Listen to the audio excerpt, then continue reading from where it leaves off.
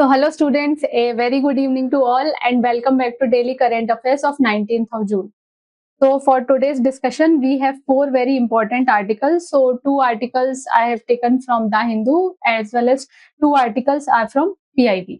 So first article is related to section 69A of RT Act. So basically, as you know that NEET exam is going to happen on 21st of June, and because of that, the government has put a temporary ban on Telegram app. So because of that, this section 69A was in news.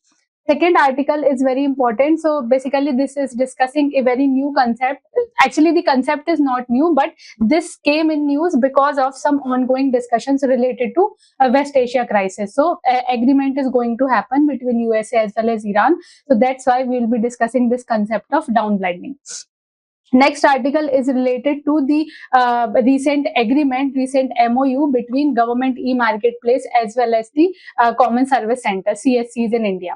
And finally, next government scheme. So this scheme is not important, but since because of some reason this scheme was in news, that's why we shall be discussing this scheme in detail. And finally, a practice question for you. So first article.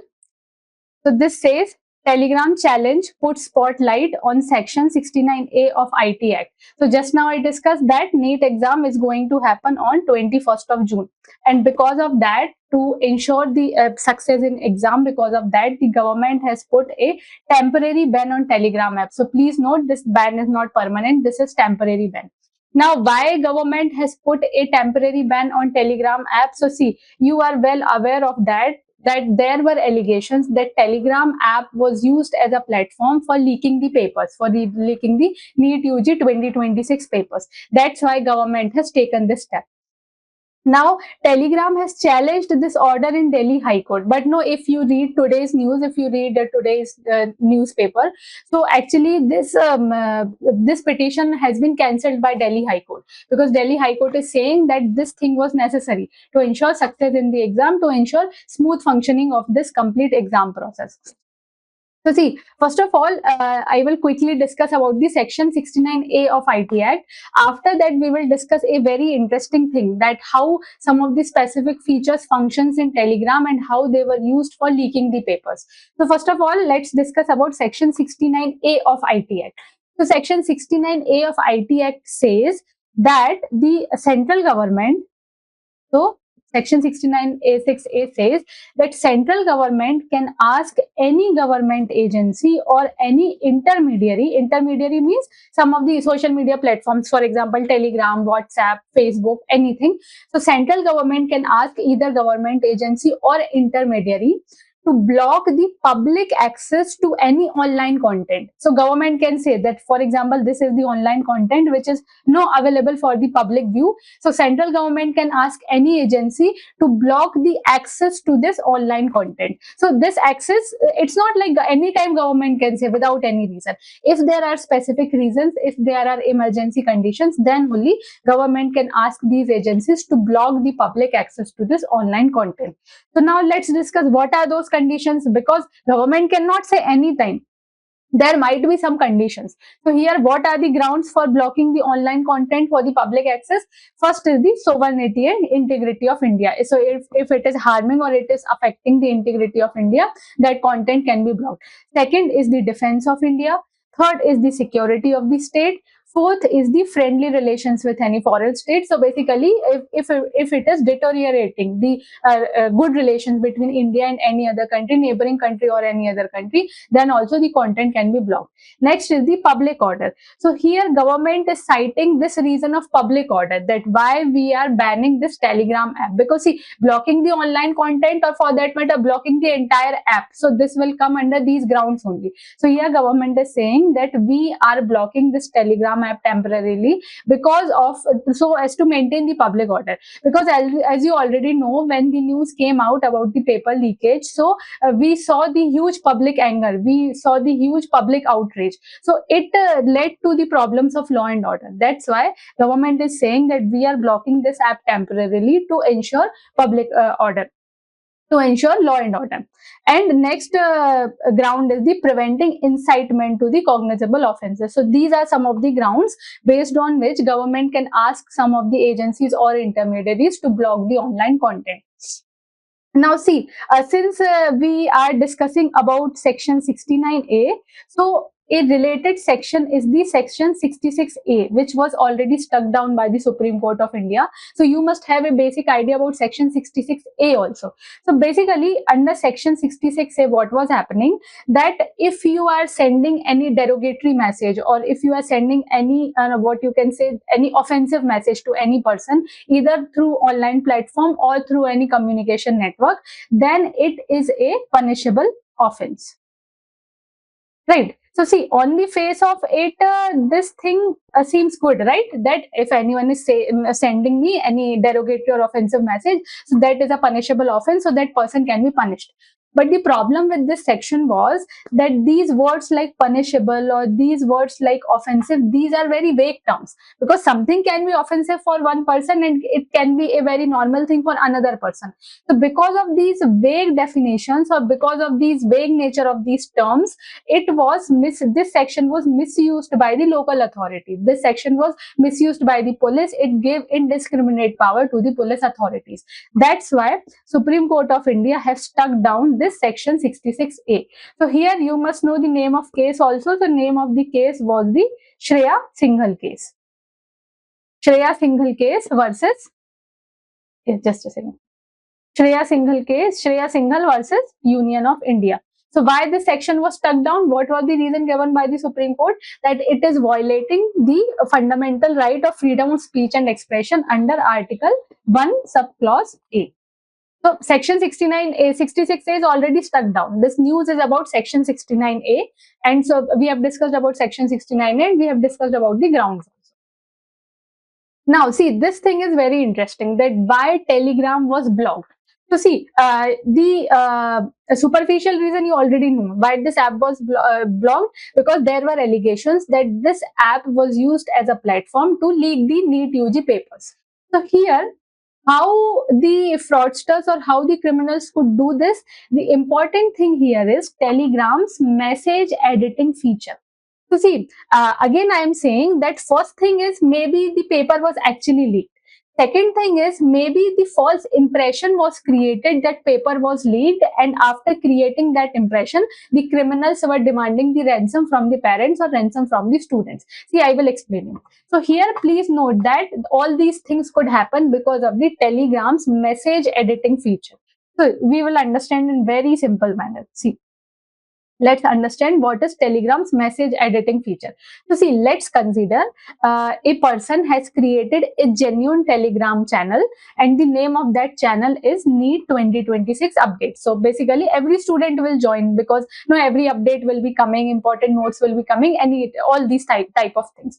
So because of that, because of this genuine name, because of this genuine channel, around 50,000 subscribers have joined, around 50,000 people have joined this channel. So now this channel has 50k subscribers. Now linked to this channel, various discussion groups are created. So what is the meaning of discussion groups? See, this is the main Telegram channel, and linked to this Telegram channel, various discussion groups will be there. So here other students can also discuss, other students can also send the message.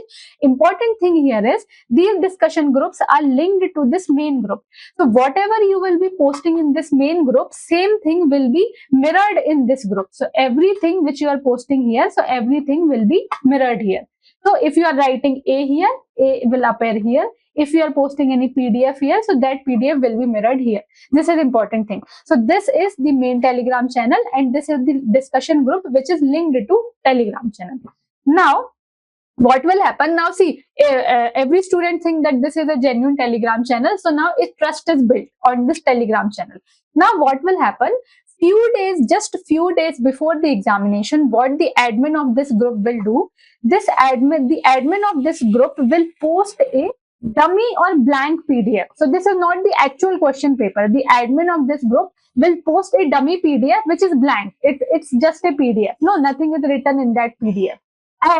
And see, this PDF the admin has posted, and here timestamp is also noted, because here this Telegram channel will note the timestamp also. So consider this exam is going to happen on 21st of June, and on 18th of June at 10 a.m. the admin has posted this dummy PDF. Nothing is written there.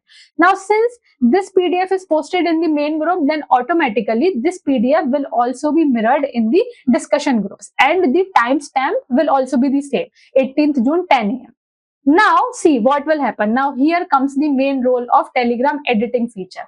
Now, what will happen? So, see, all these things are happening before the exam, right? Now, what will happen? Consider exam has taken place and now the paper comes in the public domain. Now, what the admin of this group or what the admin of this genuine Telegram group will do, he will edit the previous dummy PDF, and instead of that dummy PDF, he will upload the actual question paper.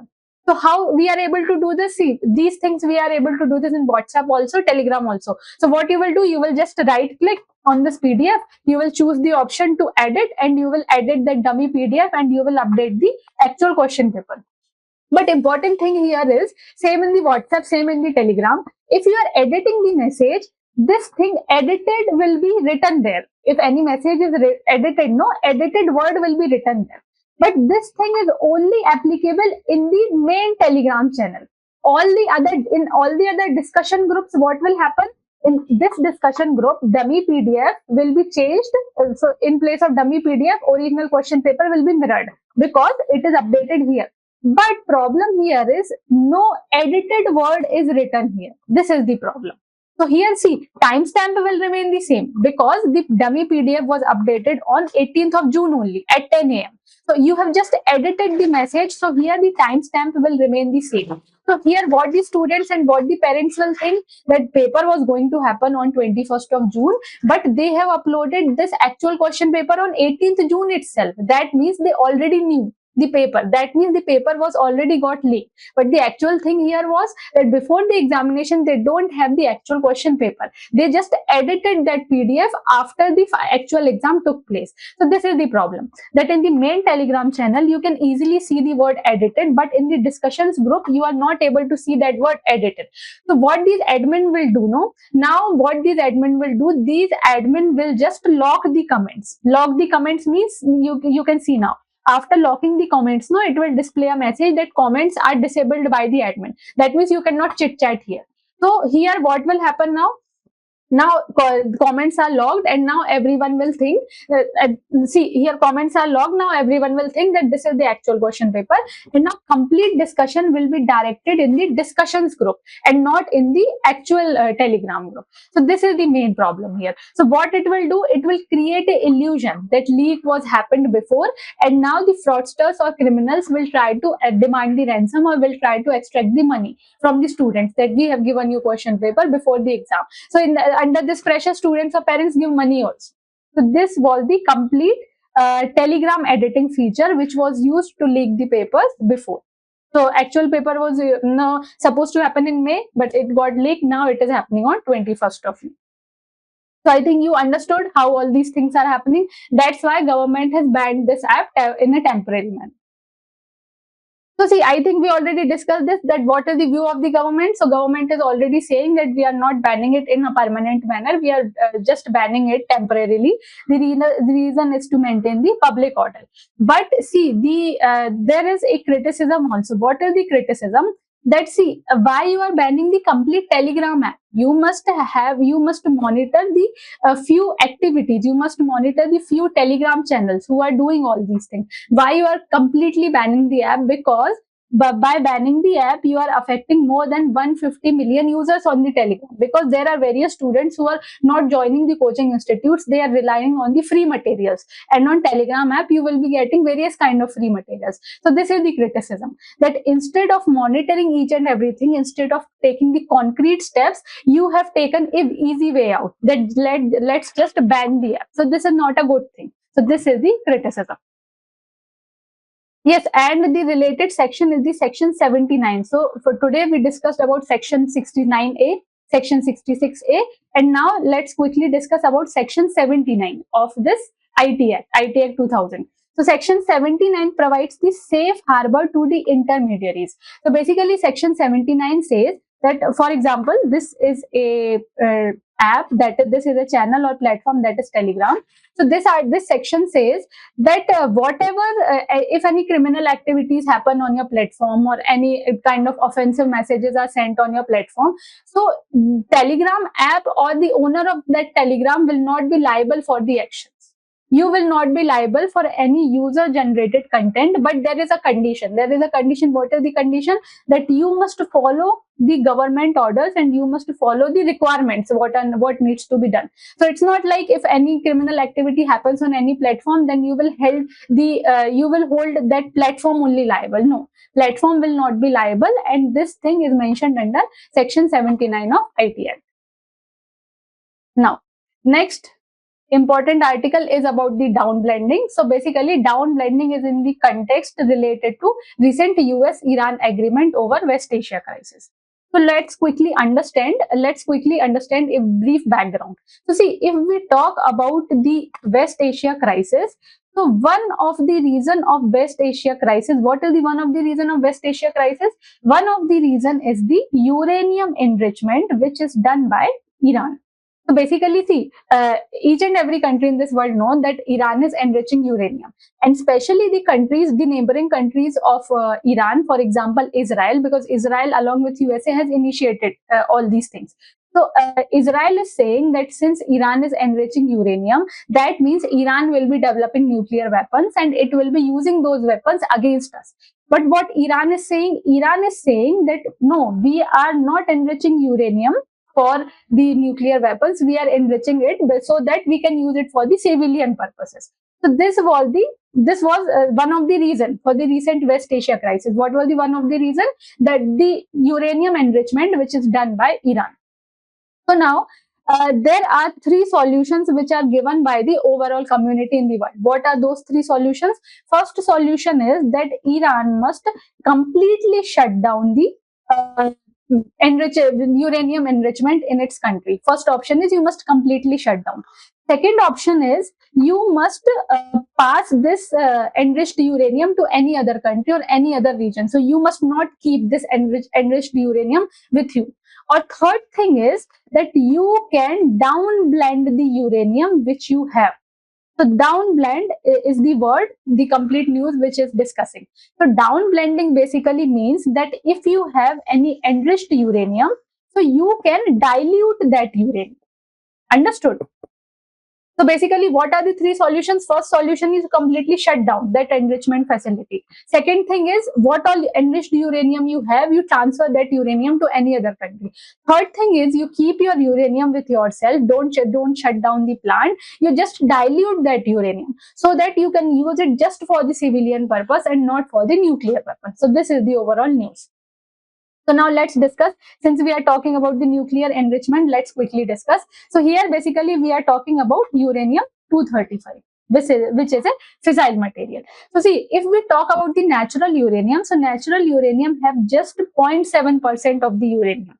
But if you want to use that uranium for generating electricity in nuclear power plant just for the civilian purpose, so at least you will be needing the enrichment of around 3 to 5%. If you want to use that uranium for the research purposes, then uranium of around 20% enriched it will be needed. If you want to create nuclear weapons, then you will be needing uranium of more than 90% enrichment. So here at present, Iran has this percentage of enriched uranium. So at present, Iran has 60% of enriched uranium, which is not equal to nuclear weapon grade, but it is very near to nuclear weapon grade.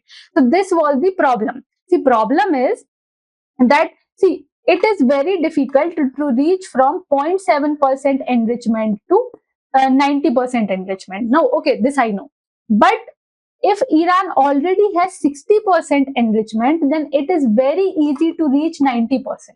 So here Israel or any other country is saying that we know that at present Iran cannot make nuclear weapons, but it is very near to creating nuclear weapons. So that's why ask Iran to downblend it or to dilute it. So how you can dilute it? See, Iran already has 60% enriched uranium. So if Iran is enriching it more, it can create the nuclear weapons. But if Iran dilutes it means in the 60% you add more and more low enriched uranium, so that it becomes around 3.5 or to 4% of the enriched uranium. So this will come under this grade, nuclear power plant. So if you want to create the electricity for civilian purpose, you need enrichment of around 3 to 5%. So you dilute your enriched uranium, which is at present for 60%, to 3 to 5%. So that all these countries will also have the surety that now no longer Iran can create nuclear weapons, and Iran can continue its nuclear energy production for the civilian purposes. So this is the overall news. So let's see the definition. What is the definition? Downblending means mixing highly enriched uranium with natural or depleted uranium to reduce its enrichment level. Now, why downblending is important, I already discussed, because Iran already has 60% of enriched uranium. So it is very easy to reach from 60% to 90+%. So as to convert it into the weapon grade.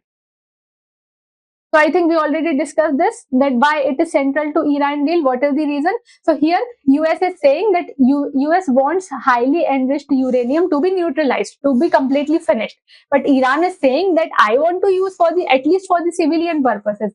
So this is seen as a compromise, that you don't shut down your facilities, you don't transfer the uranium to any other country, you just dilute it.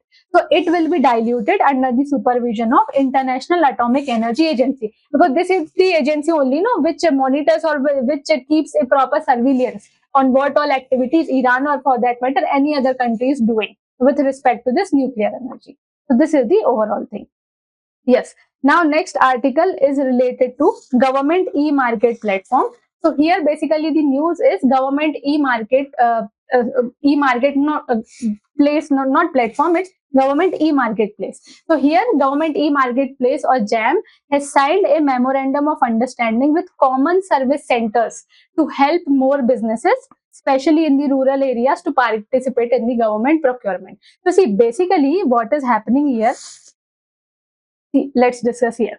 See, basically what government e-marketplace is doing. See, government e-marketplace basically here it involves the procurement by various government agencies. So what all procurement can be done by the government agencies? For example, computers, or for example, furnitures, or any counseling services, or any medicine. All these things can be procured by any government department or any ministry. So basically, there is a common government platform for that, and that platform is government e-marketplace. So if we talk about this place in detail, so this is India's National Public Procurement Portal. This portal was launched in 2016 under Ministry of Commerce and Industry. So please remember, what is GEM? What is Government e-Marketplace? This is India's National Public Procurement Portal. Public procurement means all the government ministries, all the government departments can procure from this portal. And who will be the seller? Seller can be any big business, any small business, any MSME, etc., etc. In which year it was launched? It was launched in 2016 by the Ministry of Commerce and Industry. Now see, what is the main purpose of this portal? Now, since this portal is accessible to everyone, so it will ensure the transparency in the procurement process. Because see, earlier people used to think that government is always giving the tender to the big personalities, and the small businesses cannot survive in this process of government procurement. That's why government has launched this platform, so that each and every information, each and every tender is available is available for the public, so that public can analyze those things. Now, it is a portal for the procurement of goods and services for the central government, state government ministries, PSUs, departments, etc., etc. So basically, this is the concept of government e-marketplace. Now, let's talk about the common service centers, because government e-marketplace have signed a MOU with common service centers in India. So let's have a basic concept of common service centers. So basically, common service centers are the outlets in India who provide the e-governance services or any kind of government service in the rural or the village areas. So any kind of service, how we can say what all services can be provided by these common service centers. For example, if you want to make any document, for example, Aadhaar card or PAN card, these common service centers can do those things. Or if you want your mobile recharge, or if you want any other kind of service, for example, banking, insurance or pension, so all these things can be offered by common service centers in the rural or village areas. So please remember, common service centers are one of the three important pillars of National E-Governance Plan. So basically, what is the purpose of National E-Governance Plan? Its main purpose is to improve the quality of delivery of e-services in India. What all services can be delivered electronically in India? So National E-Governance Plan is its objective is to improve the quality of e-governance or e-services in India. So common service centers are one of the pillars of National E-Governance Plan. So what are the other two pillars? So from three pillars, one pillar is the common service centers. What common service centers are doing? They are providing all kind of digital services in the rural or the village areas. Second pillar is the connectivity. So basically, government is trying to improve the connectivity in the village or the rural areas. And another pillar is the data centers.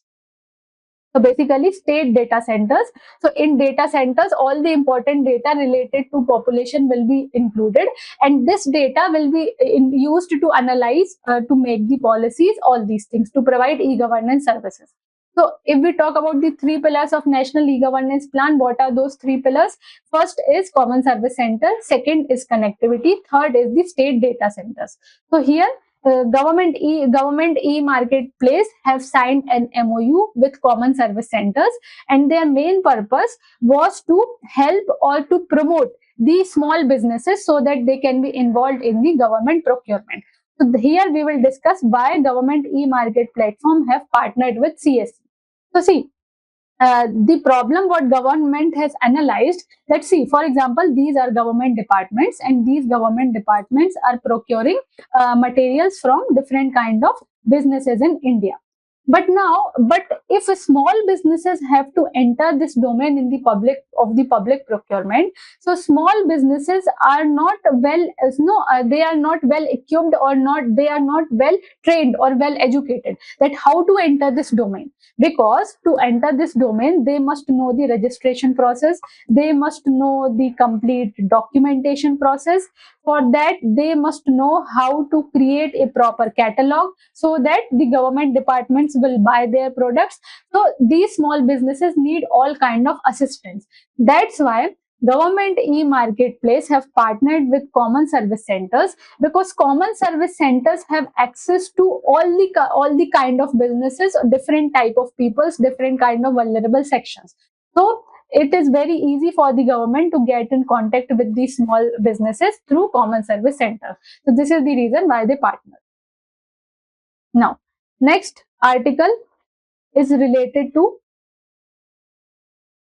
yes, so this article is related to the price support scheme. So basically, why it was in news recently, central government has approved the large scale procurement of pulses at MSP. So this was done in the four states. Four states were UP, Gujarat, Tamil Nadu as well as Haryana. So quickly, let's discuss about the price support scheme. This is very, very important scheme for the exam. So basically, see, I will explain in very simple manner what is price support scheme. See, what will happen? See, as you already know that government will announce MSP for the crops before the sowing season only, right? So here, for example, government has announced MSP. Now the crop is being sowed, the crop is harvested. Now consider the price of the crops which is given in the market. So the price of the crops, it is lower than MSP. Consider this, that for example, the crop is now harvested, crop is ready to go in the market, but the price which the market is giving to the farmers, that price is below MSP. So in that case, what government will do? Government will buy the crops at MSP so that farmers will not face the losses. So this is the basic concept of price support scheme. So please remember that price support scheme is not any umbrella scheme. This is one of the component of an umbrella scheme, and that scheme is Pradhan Mantri Annadata Aay Sanrakshan Abhiyan or PM Asha scheme. So this is one of the component, and this scheme was launched in 2018 to ensure the remunerative prices for the farmers. Now, please remember that what all crops are covered here. So basically, it focuses on oil seeds, pulses, as well as copra. So please remember this. Now, who is the nodal agency? That means which agency will be involved in the procurement. So here the important agency will be NAFED. That is National Agricultural Cooperative Marketing Federation of India, and in some states, Food Corporation of India will also be involved. So please remember, this is not an umbrella scheme. This is one of the component of PM Asha. What it will do, if the farmers are getting the price which is lower than MSP, then government, especially NAFED and FCI, these agencies will buy the crops at MSP so that the farmers will not face any loss. Now, since we have talked about PM Asha, let's quickly discuss about PM Asha also. So PM Asha is the scheme which was launched in 2018, and this scheme mainly focuses on pulses, oilseeds and copra. So here we discuss same thing about the price support scheme also, because this is part of an umbrella scheme. So here let's discuss about the three components. So I think first component about price support scheme we have already discussed, that price support scheme. So it involves the physical procurement of the crops at MSP. Now second component is price deficiency payment scheme. So here what will happen, that if farmers are getting very low price in the market compared to MSP, so the government agencies will not directly or physically procure the grains. Government agencies will transfer the remaining amount in the farmer's account. Understood? So here farmers will receive the difference between MSP as well as the actual price. So here this does not involve the physical procurement. This involves the transferring of the difference between MSP and actual selling price into their account. So here there will be physical procurement. Here no physical procurement is there. Next component is the private procurement and stockist scheme. So basically this private procurement scheme says that in some states, private players can also be involved to procure the crops at MSP. And why private players can do that? They can do that to supplement the government effort. So it will help the government also. Now, please remember who will be nodal agency or nodal ministry. So basically nodal ministry will be Ministry of Agriculture and Farmers Welfare. Especially if we talk about the price support scheme. So please remember two agencies, NAFED as well as FCI. Okay, so now practice question. Consider the following statements regarding downblending of uranium. First is, it reduces the concentration of uranium-235 in enriched uranium. Second is, it is used as a nuclear non-proliferation measure. Third is, downblended uranium can still be used as fuel in civilian nuclear reactors. Now, next is, with reference to price support scheme, consider the following statements. First is, it is implemented under PM Asha scheme. Second, it covers procurement of pulses, oilseeds and copra. Third is, it guarantees procurement of all MSP crops without any quantity limits. So try to give answer of these questions in the comment section. So that's all from my side for today. Thank you and have a nice day.